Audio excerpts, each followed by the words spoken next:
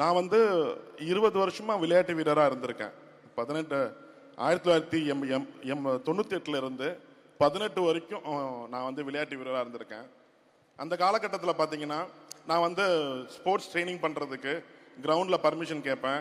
எங்களுக்கு வந்து பர்மிஷன் கொடுக்க மாட்டாங்க, இல்லைன்னு சொல்லிடுவாங்க. அதுக்கப்புறம் நல்ல கோச்சஸ் கேட்பேன், இல்லைன்னு சொல்லிடுவாங்க. அதுக்கப்புறம் சரி இன்டர்நேஷ்னல் அடிச்சு பிடிச்சி எப்படியாவது ஒரு நேஷனல்ஸில் மெடல் வின் பண்ணிட்டு கேஷ் அவார்டு கேட்பேன், இல்லைன்னு சொல்லிடுவாங்க. இன்டர்நேஷ்னல் போகிறதுக்கு வந்து கேஷ் அவார்டு கேட்டிருக்கேன், இல்லைன்னு சொல்லியிருக்காங்க. அதுக்கப்புறம் சரி நான் வந்து இப்போது காமன்வெல்த் அண்ட் ஏஷியன் கேம்ஸ்க்கு வந்து செலக்ட் ஆகியிருக்கேன், எனக்கு ஃபுட்டு அக்காமடேஷன் மட்டுமாச்சும் ப்ரொவைட் பண்ணுங்கள், ஒரு ஹாஸ்டல் ஃபெசிலிட்டிஸ் பண்ணி கொடுங்கன்னு கேட்டேன், இல்லைன்னு சொல்லிட்டாங்க.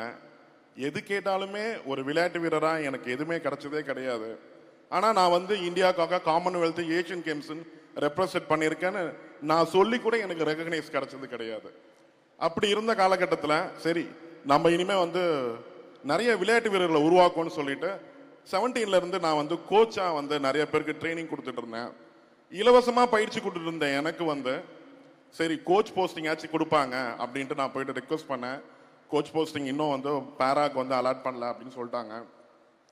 என்னோட விளையாட்டு வீரர்கள் சர்வதேச அளவுலையும் ஏஷியன் கேம்ஸ் ஒலிம்பிக்கில் பார்ட்டிசிபேட் பண்ணும்போது நமக்கு ஏன் வந்து ஒரு ஒரு பயிற்சியாளர் பதவி தரமாட்டுறாங்க, நம்ம இன்னும் நல்லா பண்ணலாமேன்னு கேட்டப்போ எனக்கு வந்துட்டு அதில் ரொம்ப வருத்தம் இருந்துகிட்டே இருந்துச்சு. ஒரு ஒரு விளையாட்டு வீரராக நான் வந்து சாதிச்சதுலேருந்து ஒரு பயிற்சியாளராக சாதிச்சது வரைக்கும் எனக்கு ஒரு ரெகக்னைஸே கிடைக்கலன்னு வருத்தத்தில் இருந்தேன். அப்போ தான் வந்து ஒரு த்ரீ அத்லெட்டிக்ஸ் போஸ்ட் வந்து கொடுத்துருந்தாங்க. அதுலேயும் வந்து எலிஜிபிலிட்டி இல்லைன்னு சொல்லிட்டாங்க. இப்படி இருக்கிறச்ச எனக்கு ரெகக்னைஸ் பண்ணி எனக்கு வந்து எக்ஸ்பர்ட் கோச்சா எனக்கு என் வாழ்க்கையை மாற்றிருக்கீங்க. அதுக்கு முக்கிய காரணம் நீங்கள் தான்.